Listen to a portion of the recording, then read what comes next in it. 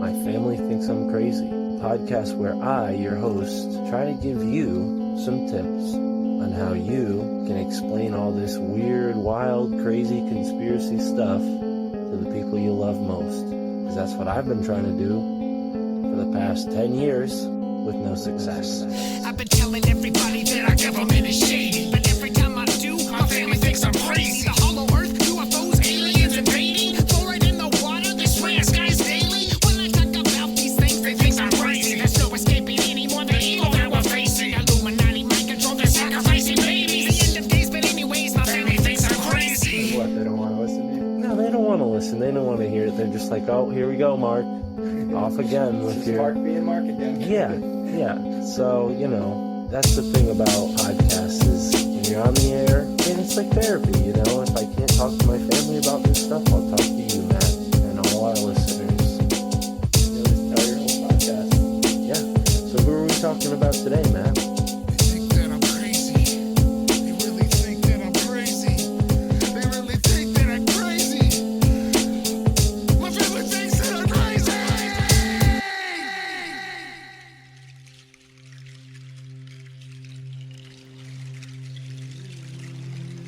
This is an account of the beginning, when all was stillness, silence, and water. There was no light, no land, no plants, no people, and no animals. 6 deities covered in green and blue feathers lay in the primordial waters, the framer and the shaper, Tepeu Quetzalcoatl, along with Xi'epyacoc and Xmocane. These deities helped Heart of Sky, also known as Huracan, to create the earth. Their spirit essence and their miraculous power gave the earth its creative energy. Now the land had a heart, and they called it Heart of Earth. To separate the sky from the earth, they planted a tall ceiba tree, making space for all life. The roots penetrated deep into the 9 levels of the Maya underworld. The trunk was on the surface of the land, and the branches reached up to the 13 levels of the Maya upper world. The plants were created to live on the earth, then the animals were created. But the animals did not speak and could not worship, so the deities decided to create human beings from mud. These first humans had no souls and were not good keepers of the days. They destroyed them in a great flood.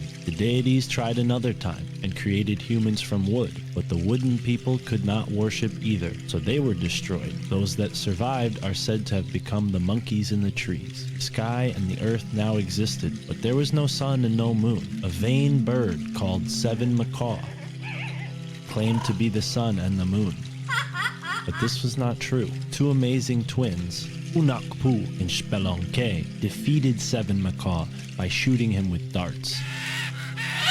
The hero twins were conceived when their mother, Ishkik, spoke to the decapitated head of their father, Unakpu, who spit on her hand from a cacao tree. Unakpu had been killed by the lords of Xibalba, the underworld. The hero twins became great ball players, and to bring their father back to life, they challenged the lords of the underworld to a game in Xibalba. The twins were permitted to play the ball game only after they had survived the dangerous trials set for them in the underworld. Using great skill and cunning, twins won the ball game, and this allowed their slain father to come back to life as the maize god. The hero twins left Xibalba and climbed back up to the surface of the earth. They continued up into the sky, becoming the sun and the moon. Now that the sun and the moon were in the sky and illuminated the earth, the deities created the final form of human beings, using white and yellow corn. Corn is the precious substance that ultimately succeeds in producing true and enduring humans. Here to remind us of our role as keepers of the days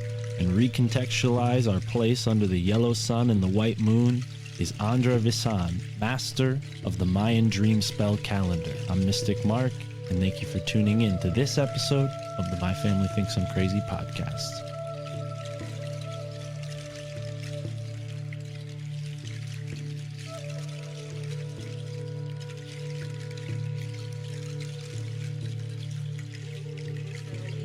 About all of the solar seals, we're going to find that there's a beautiful story interweaving that on one hand we can think of the creation story, and then it's about how we start evolving as conscious beings to access a higher mind. Also, we can group them by color. We can group them by the different chakras that they're associated with, the different planets that they're associated with. And they're all quite interconnected with one another. Also, sequentially, everything in nature is synchronized with this frequency. All of plant, all of animal, even mineral life is aligned to this 1320 galactic frequency, which is actually not only on this planet, it's in the entire galaxy.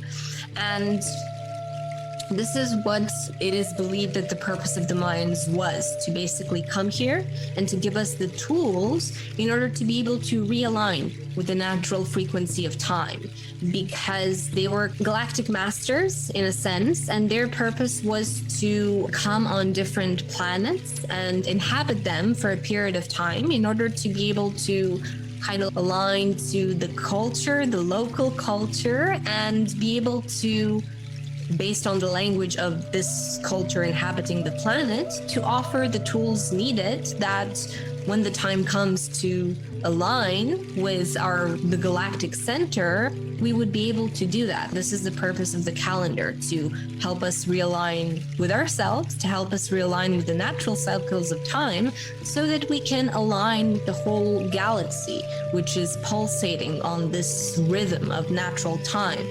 Our solar system is moving closer to the galactic central sun, which the Mayans believed was the center of all creation, the original point of oneness from which all creation expanded, the place where souls go and come from after this physical life. And since 2012, we have begun the journey towards the golden age, as the Mayans described it, a time when we awaken to our potential as humans and we start aligning with ourselves and nature.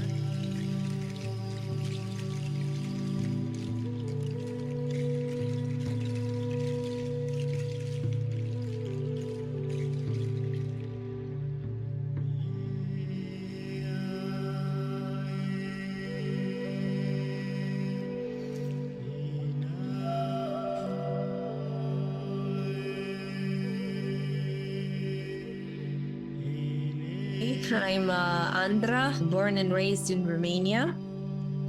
And I first heard about the Mayan Dreamspell Calendar in 2013. Random talk in somebody's living room about, hey, do you know a galactic signature in the calendar? And no, what is that? And from there, I ended up connecting with somebody who was really into it. And some of the things that he was speaking about made total sense. But there was still like a barrier between me and the knowledge in a way that I couldn't seem to access it. It seemed so complicated for me. Until 2017, when around the time of the Mayan New Year, I had some very interesting synchronistic experiences that made me understand that, whoa, this is something powerful and I need to understand what it's all about. So that kind of led me down the rabbit hole. And the more I started to study the Dreamspell Calendar, the more the pieces that I had started to come together, and all of my understanding about life and people and psychology all of a sudden had a context, and I had like a very beautiful narrative now that was tying all of my life beliefs together. And ever since then, my life changed drastically. It was kind of like an initiating journey ever since. And because it was so easy for me to connect with the calendar, again, after the 2017 events, I felt like I had to do something with all of that information. So I've been dedicating it's been almost 5 years now, the last 5 years to bring this information out there to people, because there isn't so much information and not easily accessible by everyone. So yeah, that kind of led me to being here and spending most of my time doing videos, explaining the concepts of the calendar, doing individual sessions with people about their galactic signature, and also doing online and offline to kind of like initiate people into the codes of the calendar, because besides this name, Dreamspell Mayan Calendar, okay, what does it mean? This is actually a tool that helps us realign with the natural frequency of time, getting us out of the matrix, so to say. And not only that, I see it as a very powerful personal development tool, and a tool that can really give us deep insight about who we are, what our purpose is, and how to, let's say, navigate and integrate the shadows that we might experience throughout our life. So, yeah.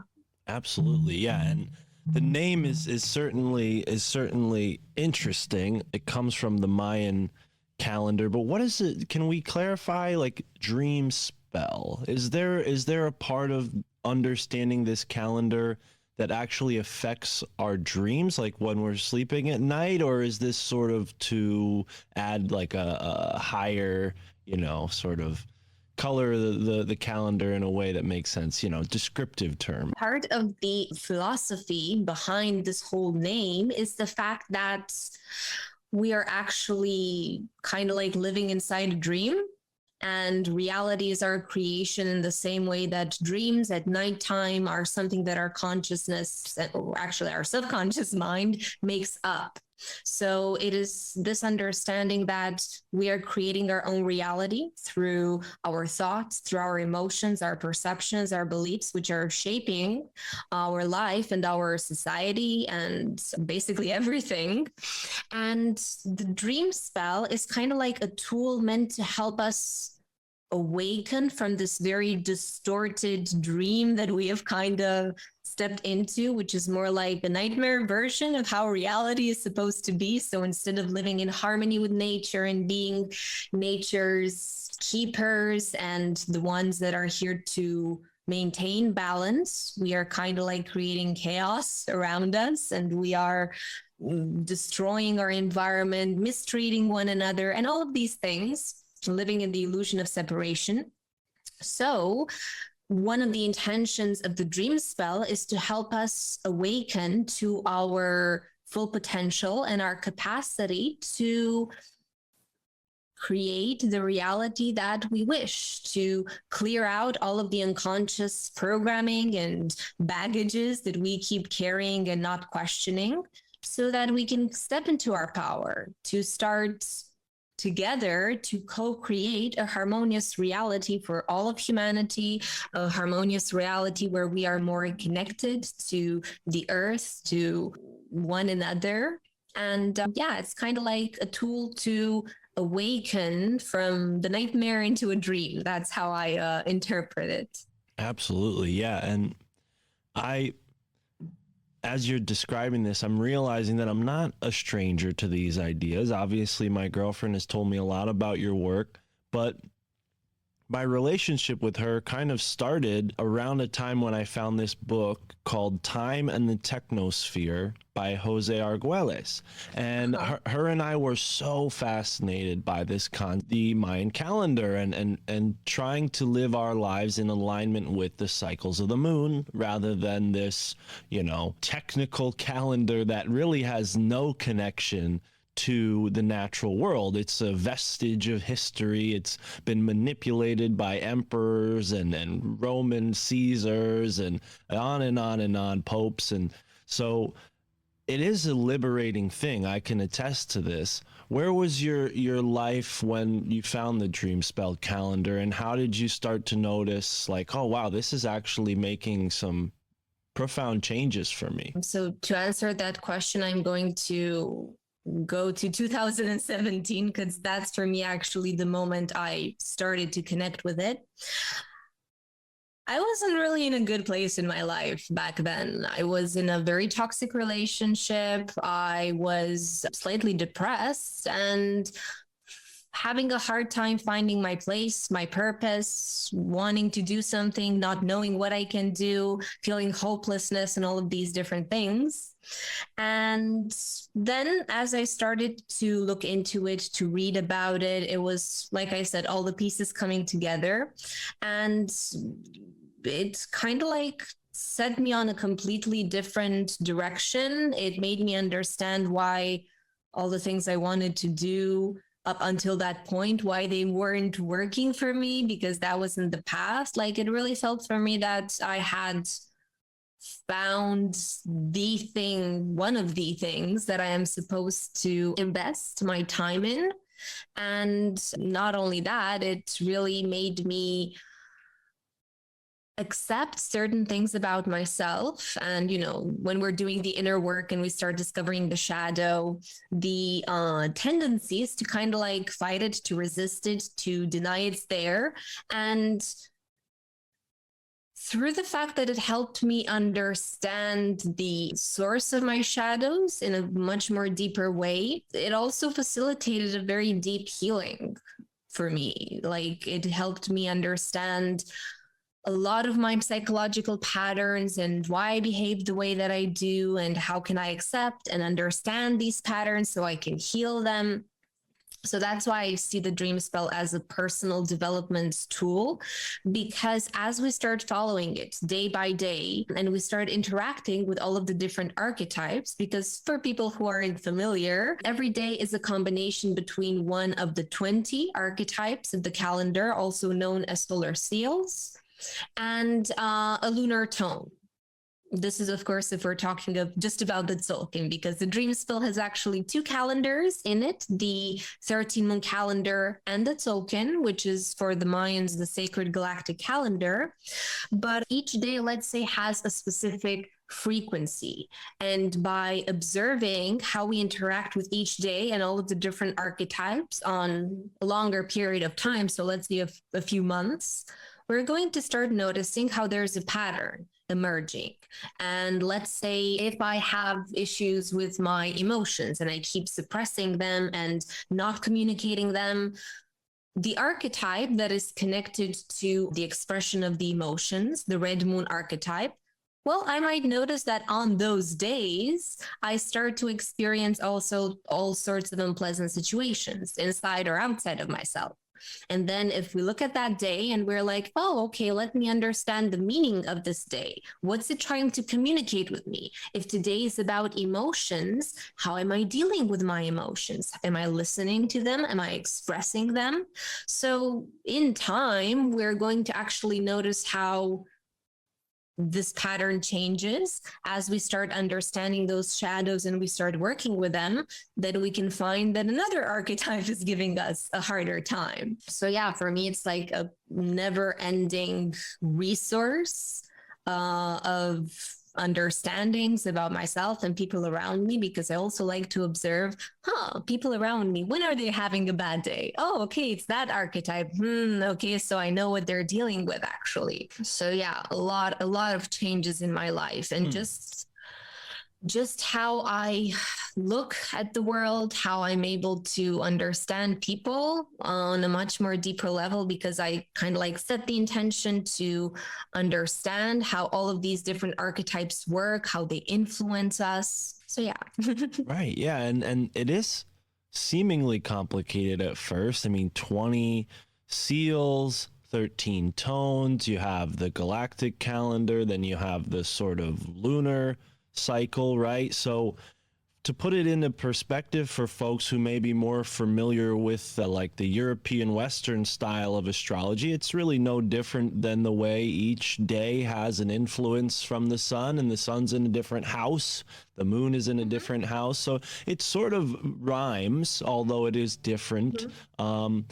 Can we get into maybe some of the solar seals and lunar tones? Is there a list that we could read, or maybe just get into some of the more important ones, if you can even distinguish one? I'm going to bring two pictures up so that we can look at what are the lunar tones and the solar seals. Okay, so I can actually press the share screen button. Okay, just a second. Okie dokie. So this is like a list of the 20 archetypes or solar seals of the calendar. And we have the colors red, white, blue, and yellow that keep repeating throughout all of the archetypes. And we can see all of these solar seals as psychological profiles in a sense that influence us, that have light and shadow aspects, and each of them has a specific power, action, essence. As you see here, we can also associate them with different planets in our solar system, mentioning that Maldek is the asteroid belt, which was a planet within our solar system. Also, we can associate them with different chakras within and they basically represent the principle of form and shape, because the lunar tones, these dots and bars, which represent the lunar tones, these represent the principle of movement, the principle of energy that is not tied to any specific shape or form and is free to just flow.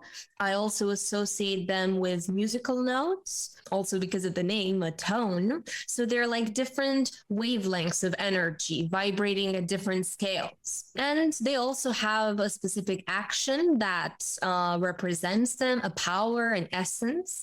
And just to clarify, this is how the Mayans wrote down numbers. So for them, a dot is 1, a bar is 5. So here we have 6, 7, 8, 10, 11, and so on. And these lunar tones are basically the energy that is, moving and is everywhere at the same time in a way. And this energy then chooses one of the solar seals as the shape through which that energy now manifests in this physical 3D reality. By choosing a specific archetype, it was believed that this was the way that our soul would choose an energy that would support it in attaining its life's purpose. Like, this was the belief of the Mayans, that each of us chooses a specific day, which is a combination between a solar seal and the lunar tone.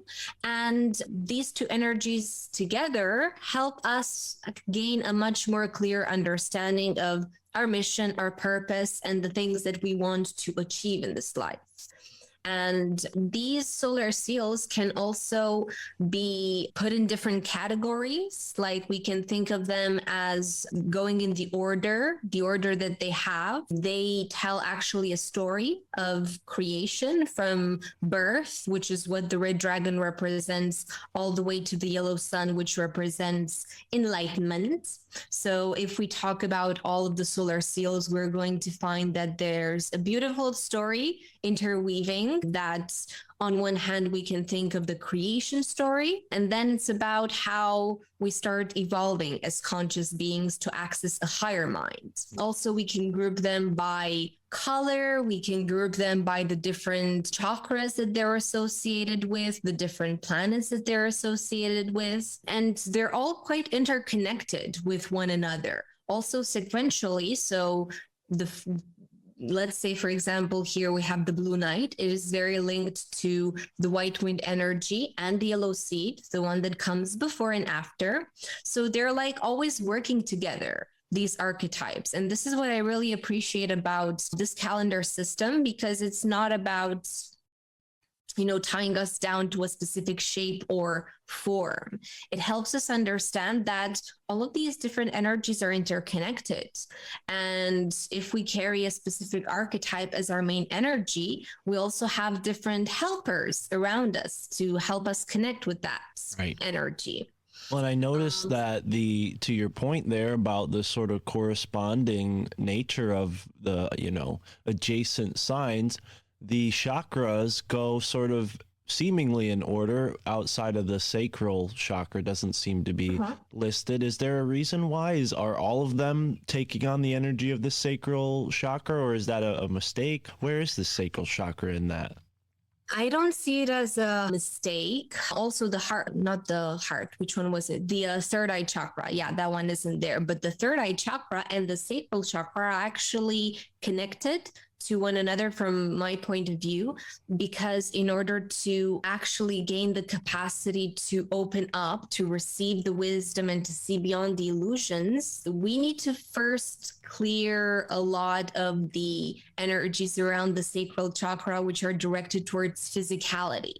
The way I see the sacral chakra is its energy is kind of directed towards misusing our creative life force energy and focusing a lot on, the material things in life and all of that comfort and things like that. And the sacral chakra needs to really be like, for me, the sacral chakra is the place of power in a sense for us as creative beings, which are here to co-create a harmonious reality. And also the third eye chakra is a lot about going beyond the illusions of this reality and seeing the truth of what is. And the reason for all of the chakra correlations, so let me again share the screen so we can have those chakras in front of us.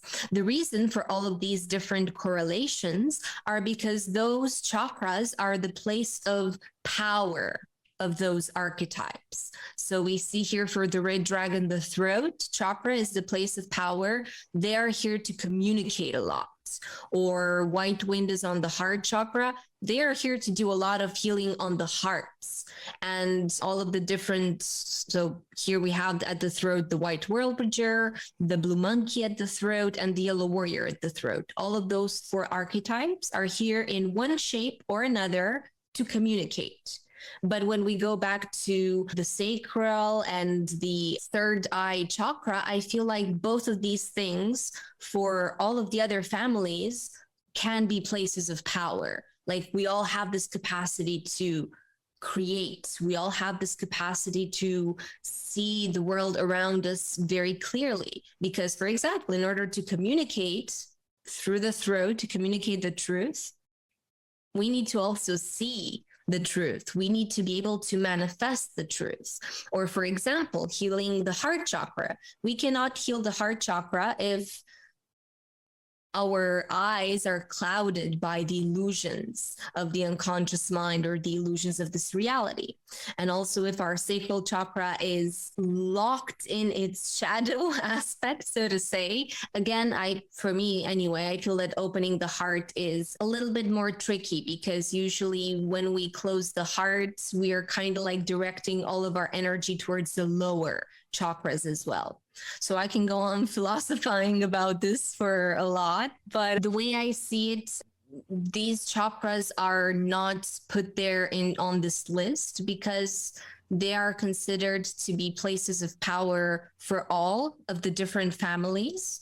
Whereas, I've noticed that, for example, throat chakra family, because that's my family, and this is the name for this grouping of the solar seals. If we group them by colors, it's a tribe. If we group them by the chakras, it's a family, basically. Right. Just to be clear with the terminology. Yeah, no, and it is making sense, and I think that's very relatable. I actually find myself keeping my hands when I'm having these conversations on my sacral chakra, and I don't know why. I could have my hands anywhere else on my desk, but they always sort of seem to be most comfortable resting right over that. I'm wondering if maybe I'm channeling the energy from there up through my arms. But when it comes to New Year, a lot of different cultures celebrate the new year on a different day, and this Mayan calendar, the Dreamspell calendar, is no different. The day out of time, as it's known, is July 25th, right? So that leaves us in the spectral month right now. May would be the spectral month. I know this because Tara and I started following the Dreamspell calendar almost exactly a year ago under the crystal moon. And folks who go on to our Patreon, they'll see that we have episodes titled Crystal Moon Day, 8. And we were tracking, how we felt. And we will get back into being in that flow. And it isn't easy when you're living a modern life and when you have other things going on, So we have to be able to give ourselves a little bit of leeway here. But for people who want to integrate the Dreamspell calendar into their life, do you have any advice, any tips on what folks can immediately do to change this perspective? Well, watching my YouTube videos for sure. And also I always recommend people to just take it step by step because Like you said in the beginning, it can look pretty intimidating when you look at those calendars and all that information. So first of all, it's important to have this patient attitude towards ourselves. And then it's a process about following the calendar day by day. There are some apps and websites. The apps are 1320 Sync for iPhone users and the Dreamspell app for Android users. And it's simply a process of, in the beginning, looking at what energy is today. There's also on the 1320 Sync app, there are some explanations that we have there available about the lunar tones, the solar seals, and their meaning.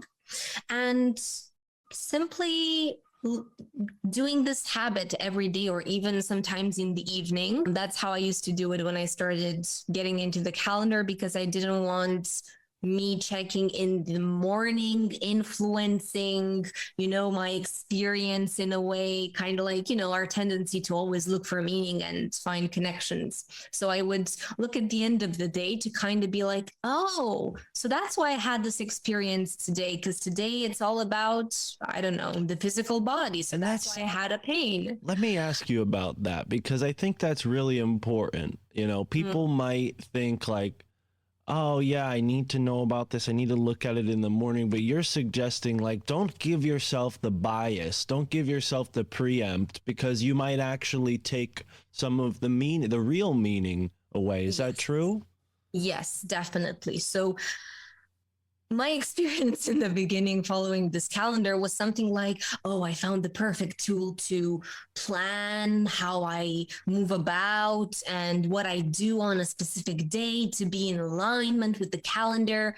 And the calendar, the consciousness behind the calendar said something like, no, that's not the way to use it. So I would try to plan my days according to the calendar, but things just kept happening to stop me from doing that. Like, all of these synchronic events that were trying to tell me like, no, you're not going into the right direction with using this calendar in this way. And I have a lot of people asking me, oh, how can I best plan my day using the calendar? And again, I'm telling that, no, it's not about how we plan our day. It's having a tool that allows us to put things in perspective and to gain a deeper meaning about our experiences, but simply letting them flow. Because if we try to force synchronicity, to try to force it to happen, it's kind of no longer a synchronicity. It's something that we are trying to push into, manifesting. So the more I laid back and allow things to unfold, and then I would use the calendar to gain kind of like a framework about my experiences, that's when things started to accelerate and to happen in synchronistical and magical ways.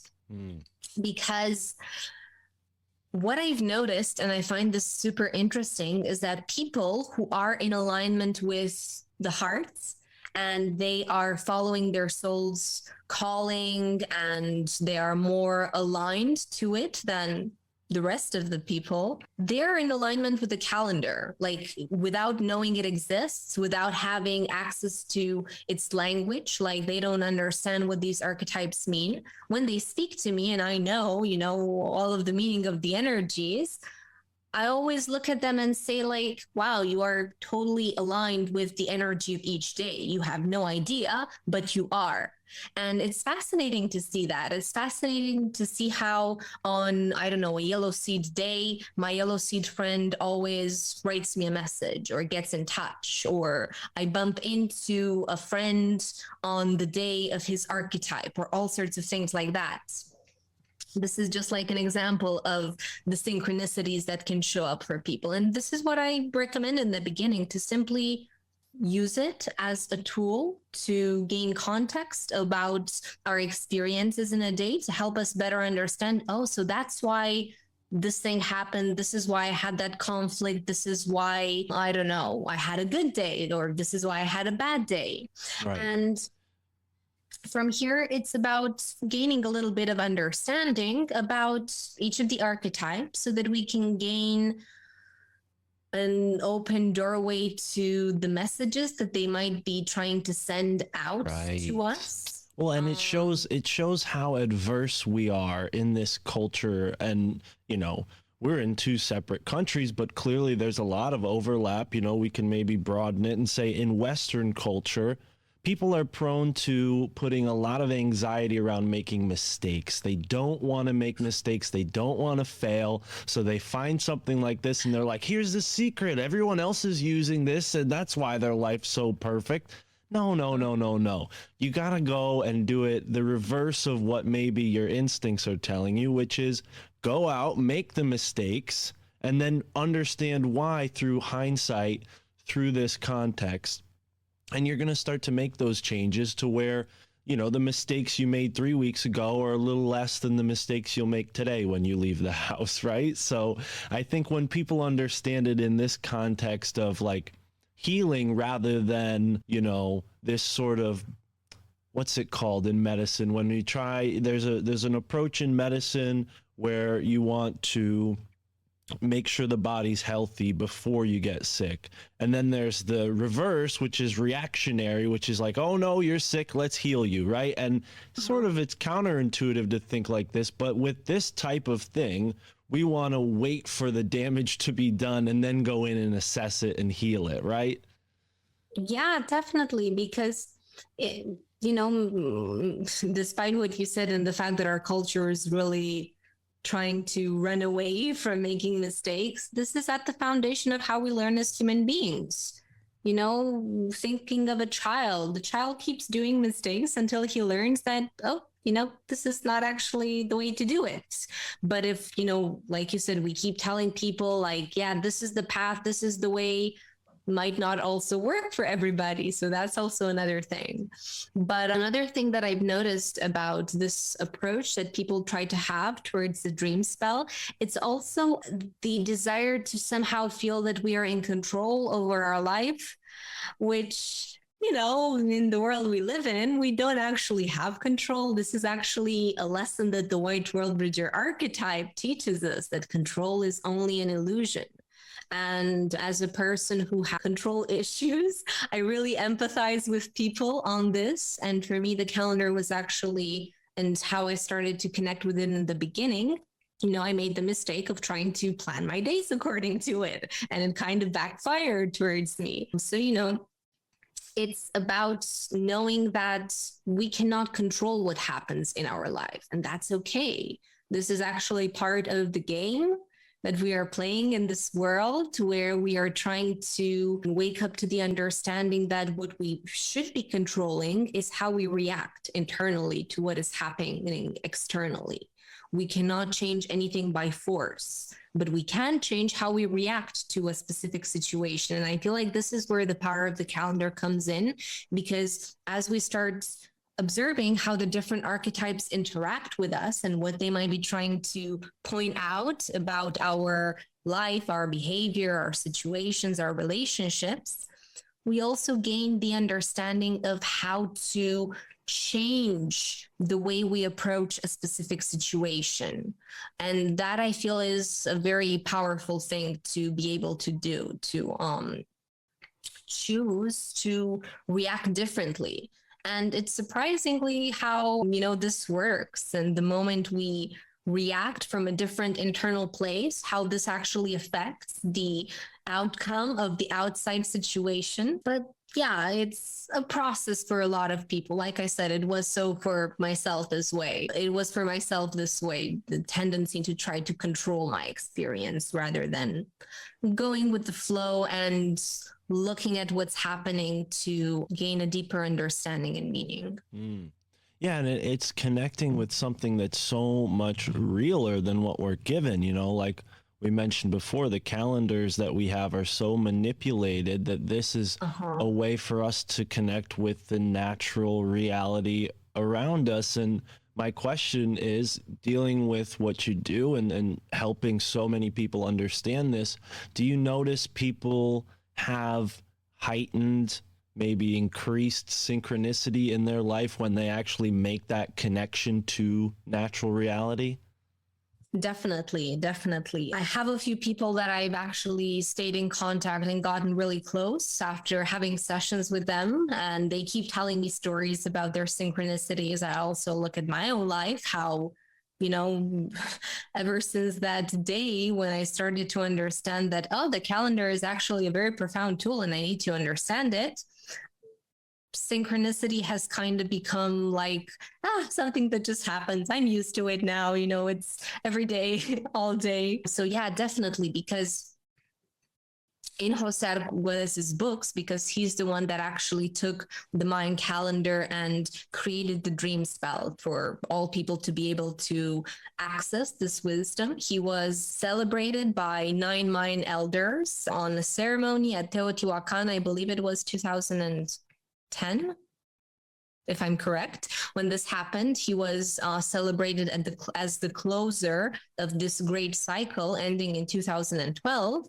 And he calls the dream spell a synchronometer, because it is a tool through which we can actually measure synchronicity. And all of a sudden we have all of these different, kind of like a new language through which we can interpret synchronicity. Because, for example, if I didn't follow the calendar, I wouldn't know that my friends are in alignment with the calendar. Like, they wouldn't know if I wouldn't tell them. So it kind of gives us like a new alphabet through which we can dive even deeper in the synchronic order and use this tool of the calendar to also understand our past experiences better.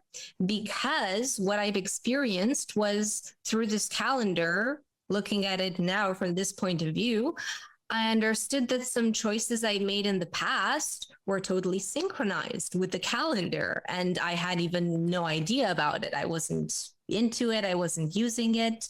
But then in reference, looking back at my experiences, I was like, oh wait, I was aligned to it even back then, but I didn't have the tools to understand that that was a synchronicity and things like that. So it really does boost the synchronic experiences in our life. And everything in nature, you know, is synchronized with this frequency. All of plant, all of animal, even mineral life is aligned to this 1320 galactic frequency, which is actually, you know, not only on this planet, it's in the entire galaxy. And this is what it is believed that the purpose of the Mayans was, to basically come here and to give us the tools in order to be able to realign with the natural frequency of time, because they were kind of like galactic masters in a sense, and their purpose was to come on different planets and inhabit them for a period of time in order to be able to kind of like aligned to the culture, the local culture, and be able to, based on the language of this culture inhabiting the planet, to offer the tools needed that when the time comes to align with the galactic center, we would be able to do that. Like, this is the purpose of the calendar, to help us realign with ourselves, to help us realign with the natural cycles of time, so that we can align with the whole galaxy, which is pulsating on this rhythm of natural time. And from here, you know, it's up to us to learn how to use these tools in order to get to this point. And this was another thing with 2012, actually, the whole doomsday prophecy, which was totally hijacked by the media and things like that. It was actually speaking about the ending of a cycle and the beginning of a new one, a cycle where all of our solar system is moving closer to the galactic central sun, which the Mayans believed was the center of all creation, the original point of oneness from which all creation expanded, the place where souls go and come from after this physical life.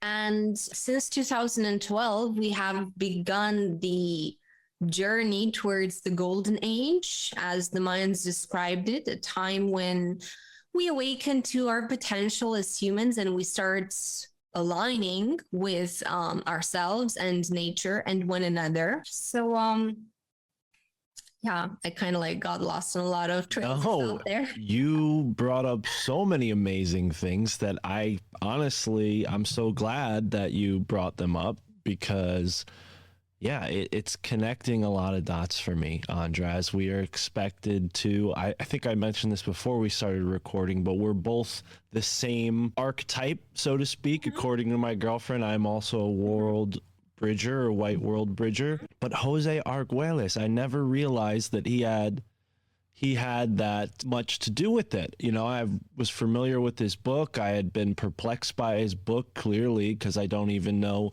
the basics about it. But yeah, this is really powerful. Now, when it comes to the Mayans, what about their mythology was incorporated into the Dreamspell calendar? Was this really an original piece of you know, their culture, or did Jose take some liberties, and was how much of the Dreamspell calendar was actually created by Jose, or was it all just taken from the Mayan culture? So the Tzolk'in, the galactic calendar made out of the 260 days, which are the combination of the 20 solar seals and the 13 lunar tones, that is like the original Tzolk'in calendar of the Mayans. And I'm actually going to pull up a picture of that to have like the visual of what I'm talking about. So this is pretty much the way the Mayans left it. What has changed is some of the way in which these archetypes are drawn, some of them,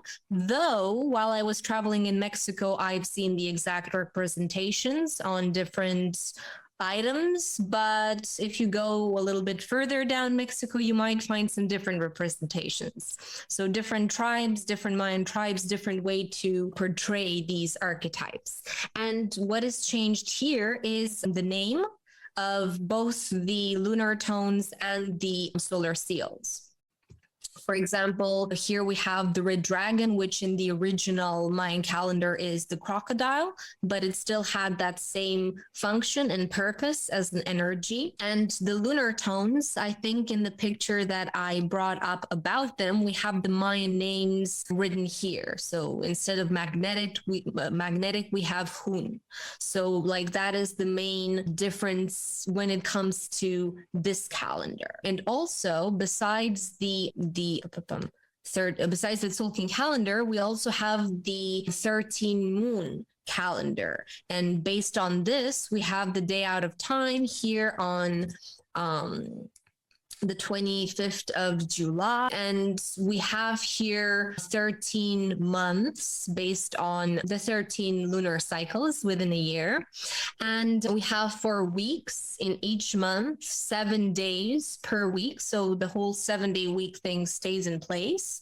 But we have just 4 weeks in a month. And this is the same every month. So as you see, we have like this perfect harmonic structure. So this is actually a template that is not only specific to the Mayans. What is specific to the Mayans is the date in which the New Year starts. Although the ancient Egyptians also celebrated the New Year they celebrated the first day of the year on the 26th of July. And the thing that is different here compared to the indigenous traditional calendar that the Mayans still use is around the date of the 29th of February. So that day is basically divided into the day of the 28th and the 1st of March. So if we zoom in right here, we're going to see that on the galactic month, the 8th month,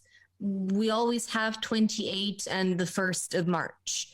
And when we have the 29th, because the purpose of this calendar is to kind of like train our mind to be able to see the harmonic patterns all around us in nature. The day of the 29th, it is basically divided in between those 2 days. And this is one of the essential differences in this calendar because, you know, the indigenous Mayans still living in the jungle, if they strictly follow their calendar, they don't have this concept of the day of the 29th of February that pops every 4 years and things like that. Like they don't even need to think about that concept. Right. But for us, we like have it deeply embedded within us.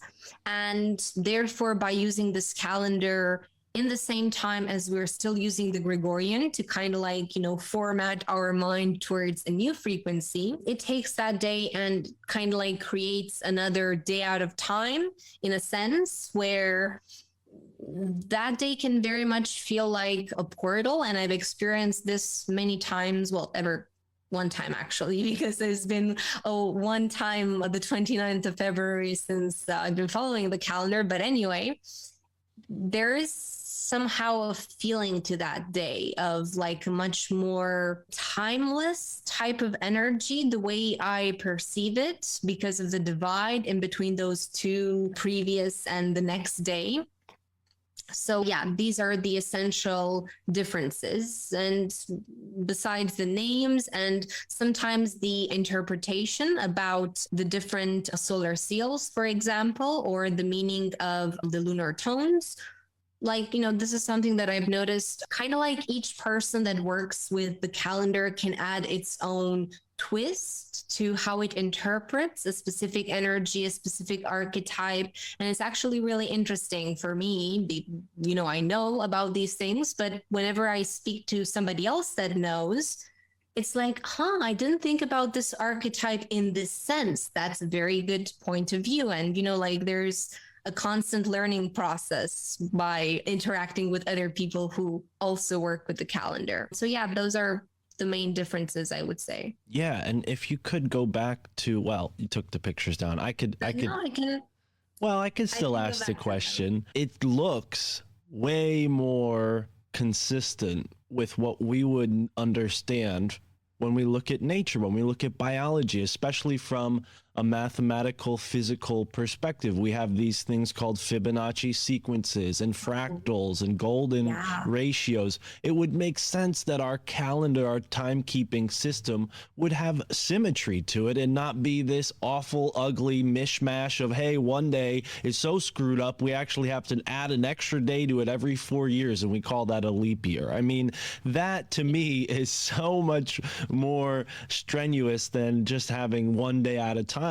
And I don't think that it's any coincidence whatsoever that the Egyptians and the Mayans both just happen to celebrate July 26th. I mean, come on, that has to be a big, big wake-up call for anyone who thinks that there's a separation between these types of things. And I wonder, from your experience, given you've been following this for about 5 years now, half a decade, how different, do you notice an ease? Not that you're planning, because we already got past that. But when you look back on your week, do you notice an ease? What are some of the qualities that this, integrating this in your life has, brought on? So the first thing that I would say is that, there is some kind of an ease that I feel. The way I experience it is that it's brought my mind into a much more harmonious space, and it has actually expanded it to be able to notice patterns much more faster because of, like you said, this harmonic structure of the calendar and the fact that this is actually our mind is predisposed towards harmony. And by exposing it to disharmony, we're kind of doing some weird things to our mind. So I feel like it's helped me better compartmentalize my mind, my thoughts, to kind of store my experiences in different little drawers and things like that.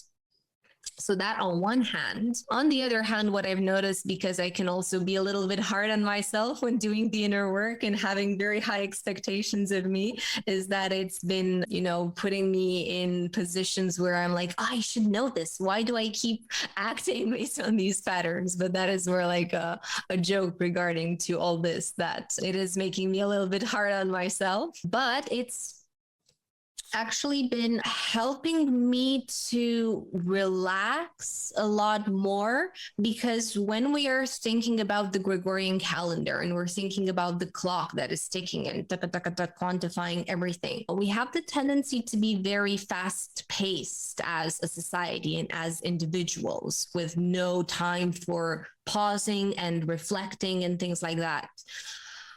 And I can have the tendency to also be a workaholic many times. I still have that sometimes, but I've noticed that now I know how to pause and just detach from all of these things, and to give myself the time to also rest and not only run on the treadmill and things like that. And another thing is that it has basically kind of helped me to accept more of where I am on my journey, and accepting other people more on where they are on their journey. And I sometimes joke with myself that I'm having a hard time being angry at people, because of the fact that now I can interpret their experiences and see them from this kind of like, not from the position of somebody that is hurting me, but from the position of somebody that is hurt and has all of these shadow aspects that lash out whenever they are hurt, which end up hurting those around them and things like that. But yeah, especially when it comes to how I relate to time. Like, that was the biggest thing for me, and how I have been entering in all sorts of timeless states. Like, for me, time has really transformed into a very difficult notion to explain to people, because sometimes I feel that in a month I am living years and years, and then some months just pass by so fast because there's so much doing and things like that. So ever since working with a calendar, I have all of these altered states of consciousness, in a sense, where time just expands and then contracts and expands again in very beautiful rhythms and dances. So yeah, and this is a lot because, time is basically, as Jose Arguelles describes it, time is the dimension of our mind. And how we perceive time actually affects our consciousness. It affects the mechanisms of our brain and how we basically perceive reality. So if we see time as something that we can measure and quantify each moment, each second, each instant, we are confining ourselves to a reality where it's all about the physical. It's all about the material. It's all about the things we can quantify, we can touch, taste, smell, and measure, and things like that. When time is actually beyond the physical, we can say that the physical is contained within an ocean of time, which is all happening all at once. So many people I've also worked with have had all experiences where they feel like time stops, or time starts moving much faster or much slower, depending on what they're paying attention to internally. And I feel like this is one of the big things that helps us to get out of this perception where we are slaves to the ticking of the clock, and we need to keep on looking at a fixed calendar that is totally irregular and disharmonious, because if we don't look at the calendar, kind of like we don't have this harmonious system that we can follow and know each day what it is just by looking at the stars on the sky and things like that. Which, when we start working with the 13 moon calendar and the Tzolk'in through the dream spell, we're going to be much more aligned with what is happening around us, the cycles around us, more aligned to nature, more aligned to, the cycles of our inner being as well, which, we are aligned to nature, whether we want to accept it or not, whether we are aware of it or not. So, yeah. I love all of the ideas you just presented there. And it really got me thinking, about this podcast and the timelessness that I experience while having these conversations. And it just adds to that, what you said about time and the mind being connected in that way. We start getting into these conversations, and I look down at my mixer that tells me how long it's been recording, and it's like, wow, an hour and a half already, right? So there's certainly that power that I notice here. And in contrast to what I used to do before I kicked myself in the butt hard enough to quit my job and do this full time, I had some other opportunities that came with that as well. But I was a delivery guy, and with delivering packages, you have, let's say, 200 stops in a day. You have 8 hours to accomplish all 200 of those. And, you know, some packages take 5 minutes to drop off, some take 30 seconds, right? So it's all about time. And I noticed the best days I had were the days when I didn't concern myself with how fast I was going or if I would make it home by 6 o'clock, you know, et cetera. The best days were the days where I got into a flow state. And when I quit my job and I started doing this and working for myself full time, I noticed an acceleration of that effect. You know, rather than just happening over the course of a work period, it happened over the course of a week, over a month. Time would fly at that rate. And I was like really blown away at where I was, you know, in hindsight, you know, where I started and where I ended up were two totally different places. So I think there is something about time that, you know, we can really entertain this thought over the course of many different episodes. I end every podcast with this phrase, enjoy the moment wherever you are in the now, because personally, I found the most power in the moment, right? In this now moment that really, and I wonder what the Mayans say about this, or even your experience with this, you know, how this moment really is all we have, right? Future, past, those are just concepts. We're only ever in this now moment. Yeah, definitely. And for many people, and I also look at myself, how my mind has the tendency to project itself in the past, to project itself in the future and things like that. But in truth, yeah, everything we ever experience is the present moment. The notion of time, we actually experience it through our mind, no, by traveling in the past or the future. And because most people are caught up in this, we come into this world and we learn these mechanisms from society, and then it's a process of learning how to let them go.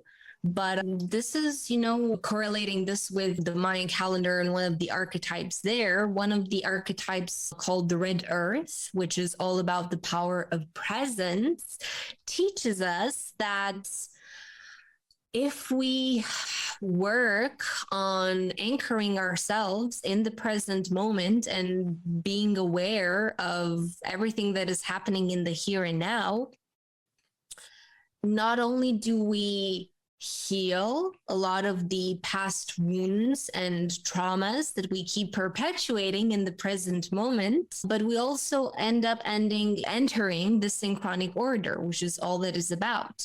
Because if we're not present of this moment, synchronicity might just fly by and we miss out on it because we're caught up in the mind rather than actually listening and paying attention to what is happening in our environment. And also something profound I learned from the Red Earth archetype is that we as human beings aren't actually living in the present moment. It's so easy for us to get caught up in all of these games and illusions of the mind where we kind of create alternate versions of reality rather than just being present with what is. We start interpreting in a different way what a person says to us, and then we get triggered and boom, we're no longer in the present moment. We're caught up in the traumas of the past that are distorting our experience of the present. So, it all sounds very beautiful to, live in the present moment, but actually it's a lot of work to do that, because in order for us to be present, we need to clear the programming, the mechanisms that are getting us caught up inside this vicious cycle where we are trapped between past and future. And the present, we miss out on that because we're stuck in the two worlds. Well, and I'll tell you what, I mean, everyone listening right now, pause the podcast and take 2 minutes and just think and see what comes to your mind.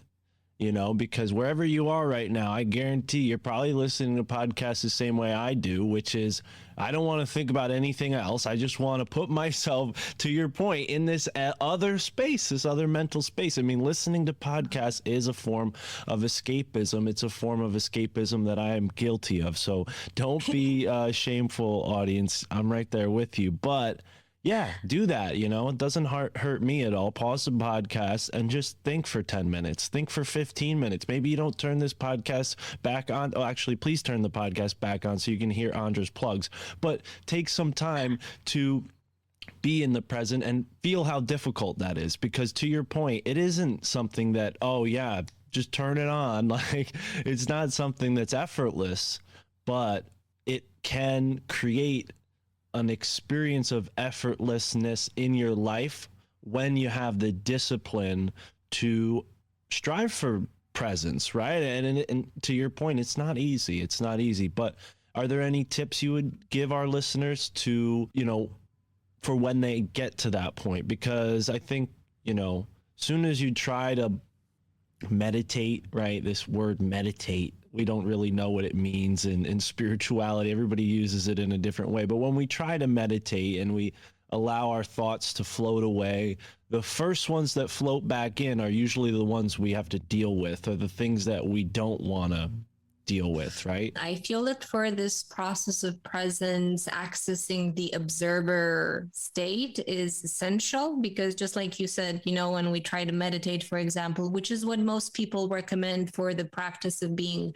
present, just sitting and meditating, focusing on the breath, the body, and trying to pay attention to our thoughts. And you know, when we start paying attention to our thoughts, we're going to see how the mind is basically trying to pull us away from this experience of nothingness, in a sense, and being just fully engaged with our senses. Because in a sense, that's what being present means, being fully in the now, from our physical body to our consciousness to our emotions. But for me, accessing this observer state is something that I try to do not only when I'm meditating, and it's kind of like setting the intention to transform our whole experience into a meditation process. And whenever we find ourselves not being present, gently and, you know, with loving kindness, observe that, oh, I'm not being present. Okay, what can I do to align myself more with this present moment? And for me, the way I've been doing this is to find those different practices which allow me to be fully engaged with what I am doing, to, you know, be so engaged that the mind doesn't really have the space to wander off. And for me, that tool has been instruments, musical instruments, and playing with music, especially when I'm, you know, trying something new on an instrument. It's like there's nothing but me and that instrument in that moment. And I encourage people to find that tool for them, which allows them to be fully in the moment. For many people, it's exercises like, you know, yoga practices, or my boyfriend has this thing with biking. Like, he's always on the bike, like 10 kilometers, 20 kilometers minimum per day. And that is his practice of presence, in a sense, because, you know, thinking about going on our bike, we need to be fully engaged. We can't afford to be distracted by different thoughts. We need to pay attention to so many different things. And yeah, it's finding that tool which allows us to, you know, whenever we feel that we are wandering off, we're not present, okay, let's access this tool and use this tool to bring myself back into this present moment. And so it's kind of like playing with this observing state, and then being very patient with us when we notice that we are not as present as we would like to be in that moment. So it's more like turning in our life into a meditation, in a sense, rather than forcing ourselves to do a specific thing in order to attain that state of presence. Because particularly because of the fact that we are so engaged with the mind, that's why meditation might be very difficult for many people.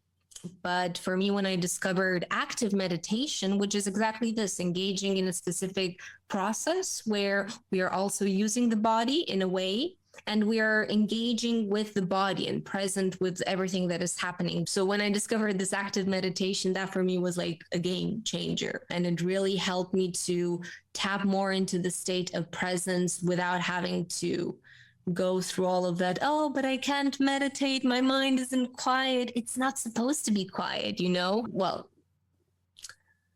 it's not supposed to be quiet because of the way that we function in our society. Actually, it is possible to attain a state of consciousness that goes beyond the thoughts, beyond the mind, because, you know, mind being the mechanism through which we anchor ourselves in this illusion of time, the way we perceive it. This is also our gateway out of it.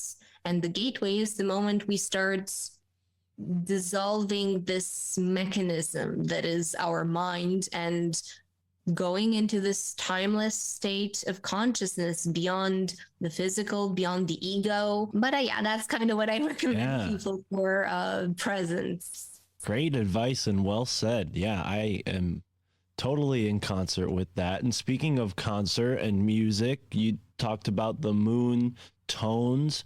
And as someone who is experimenting with music, I'm guessing from this spiritual perspective as well, you try to integrate, right? How does music play into the Mayan Dreamspell Calendar? Can you play music that's inspired, let's say, by the month's tone, or is that maybe too far-fetched? No, actually, because I have this connection with music, I'm kind of trying to explore the different archetypes at this moment through songs. It's more like a personal practice at the moment. I'm not yet sharing this with anyone. I feel like I still need to refine it a little bit more.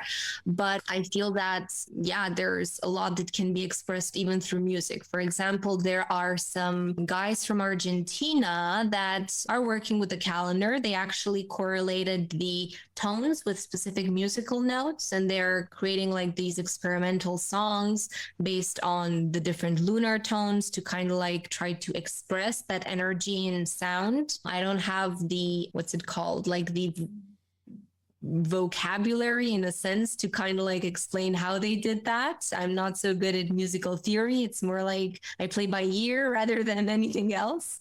But there are people that have made these correlations. And, you know, one of the philosophies of this calendar is that time is art. So I love it when I see parts of the calendar expressed through art. There is a woman in New Zealand, Vasumi, who actually plays with these archetypes in a form of theater play with the different archetypes. There are people who draw them, who paint them. I really love when I find a music artist who, you know, names a song after a specific day in a calendar, like Yellow Rhythmic Sun or something like that, and hearing how, oh, like this is how the person thought to, you know, express this energy, for example. And I actually always encourage people who take my workshops and things like that, or I just interact with them, to find ways in which they can connect with these archetypes through different artistic practices, such as, I don't know, writing a poem, for example, about what does this archetype mean for you? And just this art of contemplating on all of these different energies and these different archetypes is something that can bring a lot of insight for people regarding how these energies work with them and how they can work with these energies. But yeah, I feel like there's a lot of potential for these different energies and elements of the calendar to be expressed through arts, for sure. Absolutely. And uncanny, because I mean, you didn't know I was about to show you this, but I have some art here, not created by me, but if you can see this here, this often is pointed out by folks who believe in the ancient alien theories. And they say, hey, look at this Mayan guy. Why is he seemingly in some kind of technological device or something? But, you know, that's their interpretation with their set of skills. Given what you know about the Dreamspell calendar, do you see some sort of, you know, calling to that or time in this, because people often say like, yeah, we don't really understand what this is, but I notice along the sides here, I don't know if you can see my mouse, but along the sides, it kind of looks like maybe those are archetypes or seals or something. What do you think? Wow, okay. They actually are. That is the lid of the tomb of Pakal Botan. Okay. Pakal Botan, who was a ruler in Palenque, which is one of the famous Mayan sites in Mexico. And this is, one of the key elements in their culture. I actually have a little thingy of the tomb of Pakal Botan on here in the room. And on those sides are actually different archetypes that are present there. Was it the resonant world bridger? One of the things I accuse myself of is not knowing all of the details sometimes. So I don't remember what all of the archetypes are there. I would need to take a better look at it. But there are specific kins, because this is another name for the combination between a lunar tone and a solar seal, the kin of the day. So there are 20 actually different kins on the tomb of Pakal Botan, which are meant to have different meanings. They're like gatekeepers of different wisdoms. There is a world bridger there, for example. There is a white mirror and all sorts of different archetypes present there. Wonderful. Yeah. And a lot of what we talk about on this show connects to ancient cultures and all sorts of different artifacts like this. And I didn't even know the name of it. I just typed in ancient alien Mayan guy, and I found this picture. So thank you for teaching me something. Well, you've taught me a lot today. So thank you for teaching me another very interesting thing. I want to take it back to you, Andra. I mean, South America, Central America, it's not very close to where you are now in Romania. Romania, in my mind, has its own sort of interesting culture, definitely a spiritual culture. Are there parts of Romanian culture that you integrate into the Dreamspell calendar, or was there any part of your childhood that maybe, being a Romanian left you more able to connect with this type of culture here in the Americas? So something that happened in Romania, especially during the communist regime, because we had that, a lot of our ancient heritage has been kind of like destroyed, and a lot of evidence is, hidden by different government features at the time from the communist regime.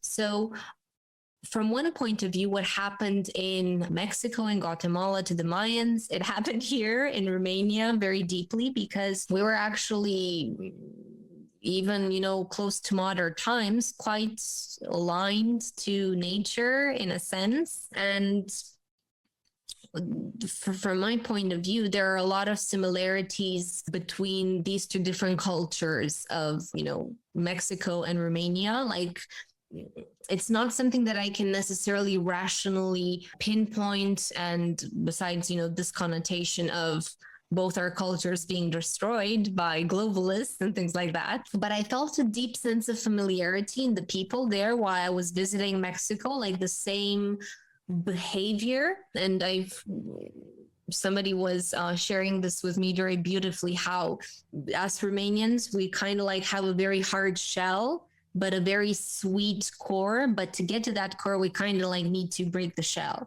That was my experience of Mexican people. In the beginning, they might be a little bit, who are you? Like gringos and things like that, colonialists. But then when you actually get to connect with them, they are amazing people. And to be honest, because of the fact that I felt very much like an outsider in my country, culture, you name it, I never really got deeply into the heritage, the cultural heritage of our ancestors, which are called the Dacians. Only in the recent years have I started to actually look into all of this. But we have like, amazing stories about these lands, about, mythical stories about giants and different places where there are portals there and people just disappear and they're never heard of again. So like, this is really a very mystical place where you can almost, like, the myth is almost palpable when you go into these sacred sites around Romania. And it was actually very interesting for me because when I was traveling in Mexico, I was like there at the Mayan pyramids, like, here I am. Hi guys, send me something, downloads, energy. I was, expecting to kind of like feel something, feel that connection that I was looking for, which I found it here when I was going through all of these ancient sites in Romania. And that for me was very deep because as I was talking to a very dear friend of mine who is very into this whole Romanian heritage of the Dacian heritage, there are actually similarities between, like this 13 moon calendar and the calendar that the ancient Dacians use. There are actually some proof that exists in different archaeological sites about how they also followed a lunar calendar and things like that. So they were much more aligned to this perception of time where we are part of nature rather than separated from it in the same way that the Mayans also were. So yeah, but it really is a very powerful land. And I kept traveling for a period of time. Like I had 2 years of going all around the world, but every time I would come back here, I would feel that, okay, yes, I have this connection to, let's say, the Mayan lineage and things like that, but I'm here in Romania. So like, this is somewhere where I need to be directing some of the work. And there are some powerful portals here that also need to be understood, I feel. So for me, it was more like a process of first connecting with the Mayan calendar that actually brought me to understand that, no, wait, what is happening here in the country that I was born in, this is actually something that also needs to be further explored. Absolutely. And I just want to say we have a small percentage of folks who have tuned in from Romania, only 69 total downloads. That could be one person listening to 69 episodes. Maybe it was you, Andra. If so, thank you. But hopefully after this conversation comes out, that number goes up. But from my, we'll say, ignorant American perspective, we have this concept of a gypsy, right? Which is, probably a derogatory term to some, so I apologize.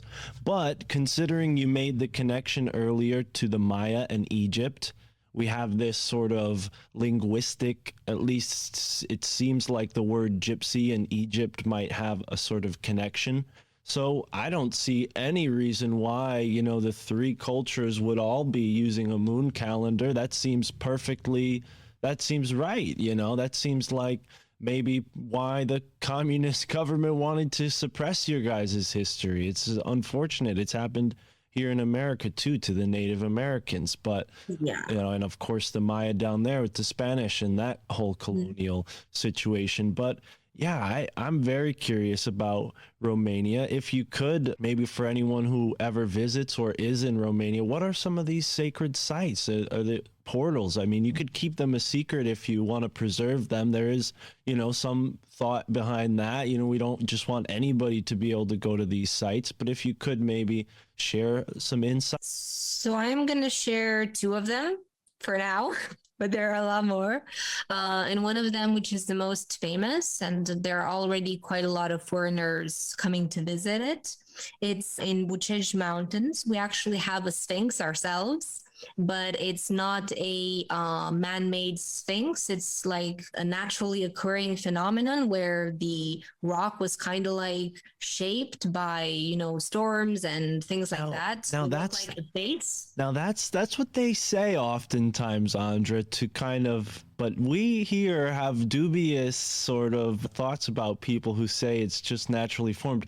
There's actually, I love that you just said that, because only a week ago I learned that there's a sphinx in the Rocky Mountains here in the United States. Oh, really? And when you look at this image of it, it's uncanny. It looks like a human face, and my suspicion is that there's no natural weathering that can make that happen. So who knows? Maybe they're just saying that to keep people, in the state of imagination and not investigation. Who knows? There's also been a book by, what's his name? I think Thomas More. I'm actually might be saying a completely wrong name, but there was a American author that actually spoke about this Sphinx, how it is a key energetical point here in this country, and that there would be underneath the mountain kind of like a room of projections that the American government already has its hands on and things like that. So there are stories even about this place. And so, like, this is one of the recommendations I would make to people to visit if they're coming in Romania. And the second one would be the ancient Dacian ruins around Sarmisegetusa, it's called. That was for me, like, the place where I told you, like, I felt that connection that I was looking for at the Mayan sites.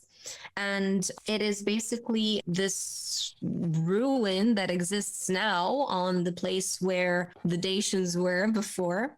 And for me, that is like a very powerful place. Like, I was walking there and all of a sudden I felt my feet go gooey, and like a big expansion of the heart, and just that feeling of being one with everything while I was walking there. And it is a really interesting place to visit. And also there are a few other Dacian ruins around that area, which are very beautiful, that I recommend people to visit, such as one of them is called, and the other one is a little bit of a longer hike that you have to make through the forest to get to it, but it's definitely worth it. The fortress, the Dacian fortress, which is on a beautiful place somewhere up on mountain after, I think it's a 1 hour hike, maybe a little longer, but definitely worth it. And yeah, these are like one of those portals, the way I see them, of energy that have a lot of like that type of ancient feeling where you walk into, a forest or something and you can feel like something in the air, something old, something full of mystical wisdom, like from the trees, the soil, and everything else. So yeah, these two places should be definitely on anybody's to-do list when coming in Romania. Wow. Yeah. And on the point of planning, we want to plan our trips and whatnot, that we can't go and avoid that. I mean, unless you're like me and you're just so spontaneous, you just get in your car and end up somewhere. But I will definitely be planning at least some point in my lifetime, who knows when, to see this, because I'm looking at the picture right now. It's a beautiful white sandstone, amazing rock feature. And we have a lot of really beautiful rocks here in the United States, so I maybe am a rock nerd, but yeah, this is really fantastic. When it comes to portals though, Andra, I mean, there's certainly timeless nature to these places. Would you recommend people connect with the portals in their area on a particular day of the calendar, maybe the day out of time, or a particular moon or archetype that would lead to maybe more of what this person's looking for? Or is it a personal thing? Is there an archetype for an individual? Usually when I get questions like this, the answer is always, it depends. It depends on, let's say, what is the person's intention for connecting with such a portal? Is it for activating it? It is for, trying to gain something like information from that place or whatever that might be. There is in this calendar system something known as Galactic Activation Portal Days, which are basically these green colored units that we see within the calendar. These are considered to be special interdimensional gateways that help us more easily connect with the less tangible dimensions of life and consciousness. So if we're looking to connect with a portal, I personally would recommend a Galactic Activation Portal Day. Which of these days is up to each person. Definitely around the time of the new year, so around of the time of the 25th of July, there are a lot of interesting energies floating around, because the reason the Mayans chose the date of the 25th as the day in between years was because we are much more aligned to Sirius in that period of time, because for the Mayans and the Egyptians, and this is why they both celebrated the new year around that time, both of these cultures were deeply connected to the Syrian consciousness. It was believed that actually the Mayans came from there. Also, the ancient Egyptian masters believed the same, that they came from Sirius. And around the time of the new year, we are much more aligned to the Syrian energy and consciousness, kind of like bombarding the planet. I know many people that have had like incredible revelations and aha moments and life-changing experiences around the time of the Mayan New Year. So yes, definitely that can also be an option for people. But it all goes down to the intention. Like, okay, what is my intention for going out there and connecting with my local portal of energy? What am I hoping to gain? What am I hoping to receive from this? And from there, you can, find which would be the archetype that is in alignment to this. But also back to what we were talking about earlier with going with the flow. Sometimes it's simply about following our calling, because maybe I feel like going and working on a portal on a day that isn't a gap day, but maybe I'm going to discover that that was actually the energy that I needed in order to be able to do this portal work, so to say. So it all goes back down to each person learning how to trust their intuition and do what they feel at a specific moment that they feel doing it, rather than trying to, kind of like plan it based on the energy of the day. Another practice that I actually enjoyed doing when it came to setting days for workshops or events, I would first set the date without calculating or looking what it is in the calendar. And then I would look and I would be, oh, perfect. Like that is the exactly day I needed to be present for that specific event or workshop or things like that. So yeah. Sounds like I could use that with the podcast schedule, because as you know, we had this scheduled for a week prior. We had to push it back. So I could definitely use another approach to how I plan at least this podcast. I tend to get a lot of them recorded in 1 week, 2 week periods for some reason. They all get they all get scheduled for one part of the month. So it'd be interesting to go back and see when I recorded an episode, how that episode ended up doing, as far as audience is concerned, if it was received well or not. And then, of course, what archetype and what lunar were present that day. I think that'd be a fun experiment. I might go a little nuts once I crack the code trying to manage, oh, well, this guest is perfect for this archetype.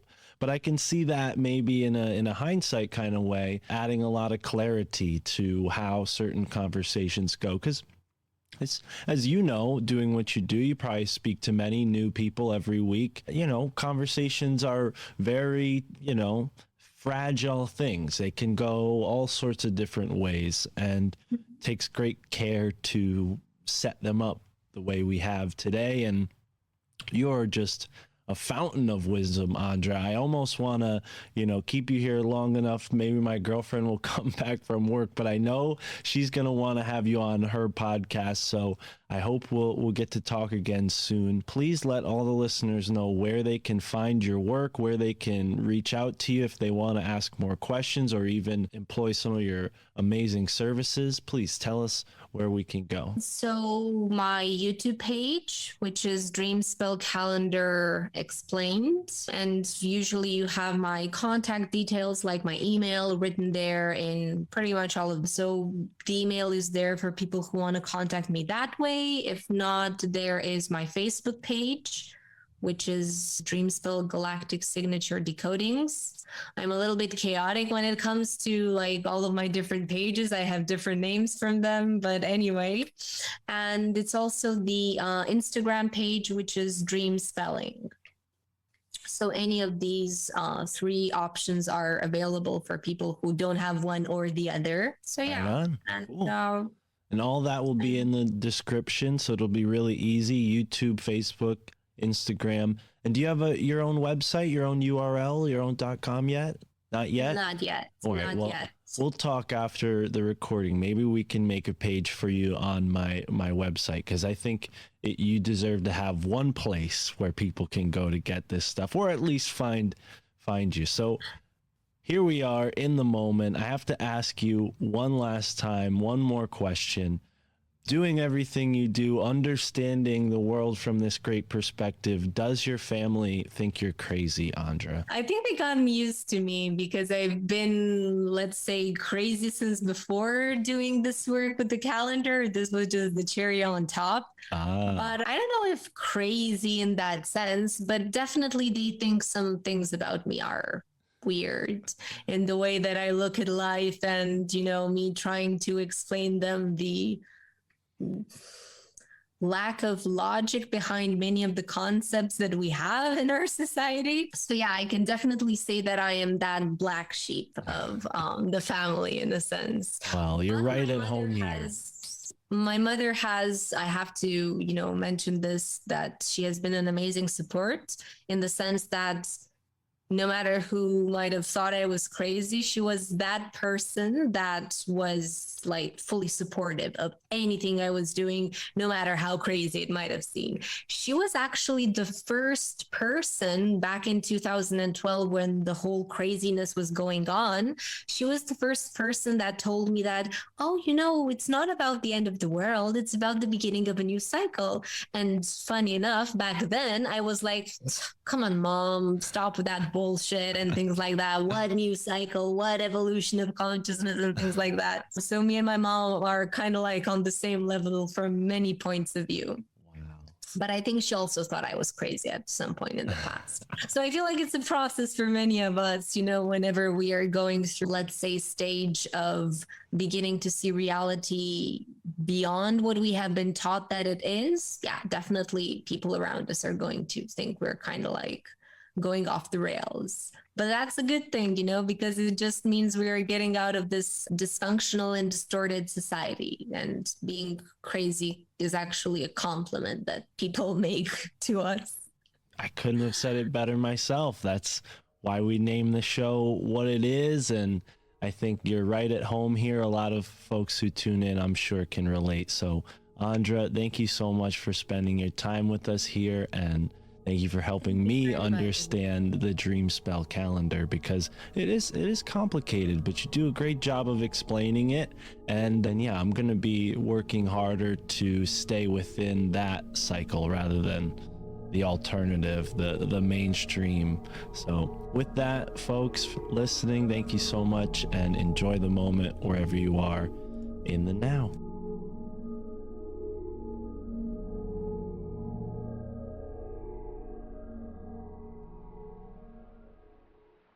All right, what a conversation with Andra. We learned about time, the Dreamspell Calendar, the Maya, their connection to the Egyptians, their connection to Syria, and maybe even a connection to Romania sometime in the ancient past.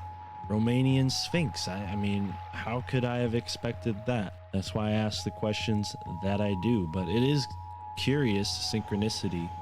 I was just learning about this apparently a sphinx in the Rocky Mountains somewhere. And this is Robert Ghost Wolf, who talked about it on Coast to Coast 10, 20 years ago now, right? So who knows if any discoveries have been made since. If you're listening and you know about these strange structures in the Rocky Mountains, please hit me up. It's a very interesting part of the Americas that I would love to know more about. I think there's definitely an Egyptian connection. Up here in New England, we have what seems to be more of a Viking or pagan, Druid, obviously a Native American presence, but very much a Mayan connection as well. If you're familiar with everything I talk about with Michael Wan, we discuss all sorts of interesting things on our podcast, Your Handbook for the Apocalypse. But one of the things that he uncovered is a connection to the Maya through a gentleman named Talakiel, and that connection is in the Conestoga River where it meets the Susquehanna River. But that's a conversation for another podcast. That podcast is Your Handbook for the Apocalypse. You can find it on the Susquehanna Alchemy feed. I also do another podcast now called the Free Thinker Society. I'm helping out as a producer, editor, co-host, and it is a blast. Mike is a really cool dude. He's a co-owner of the Dojo Comedy Club along with Sam Tripoli, and he knows a lot of comics. So we have comedians on the show. We also have a lot of the interesting folks that you hear on this show. And it's, it's laid back, it's Free Thinker Society. We talk about all kinds of stuff. Mike's been on the show before, back episode 40 when we did the call-in extravaganza. And I've been on the Free Thinker Society podcast as a guest, like a dozen times before I ever officially was on the show. So real cool stuff going on over there. Of course, we got Illuminati Confirmed. A new episode will be coming out soon. We did an episode with Joe and Ben from the UFO Garage podcast. That's been available on Patreon and Rockfin for probably a few weeks now. I just finished talking to Andra. It's the first time I'm doing this. An outro immediately after I get off with the guest. I think this is the best way to fully comment on what was just said. Sometimes it's difficult, and I'm sure you guys are probably laughing like, oh, here we go. Here's the outro. What's Mark gonna say? Wow, what a great podcast. So yeah, I'm trying to get past saying the same old thing and actually commenting on the show itself. And I wasn't expecting the time in the technosphere to come up as much as it did. I didn't realize Jose Arguelles, somebody who I'm pretty familiar with through his book, I didn't realize he was so connected to this Mayan Dreamspell Calendar thing. And for anyone who's been with us on the Patreon for a while, you know that that was something that I was researching big time exactly a year ago. So look at how things come around. I'm definitely guilty of taking on a lot at once, and sometimes things fall behind. Sometimes you take too much on your plate and you don't finish your meal, so to speak. So I have to practice being more focused. That's something that can happen pretty easily with a podcast like this. I'm jumping from one topic to another topic to another topic.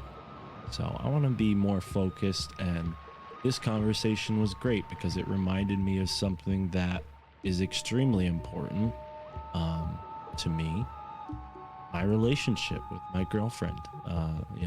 The moon calendar is a big thing that we both like researching, and maybe I neglected researching that, or researching's the wrong word, integrating it into my life. But hey, we all have ways that we can improve. If you have ways that you can improve your life, leave us a message on the Telegram. Tell us why your family thinks you're crazy.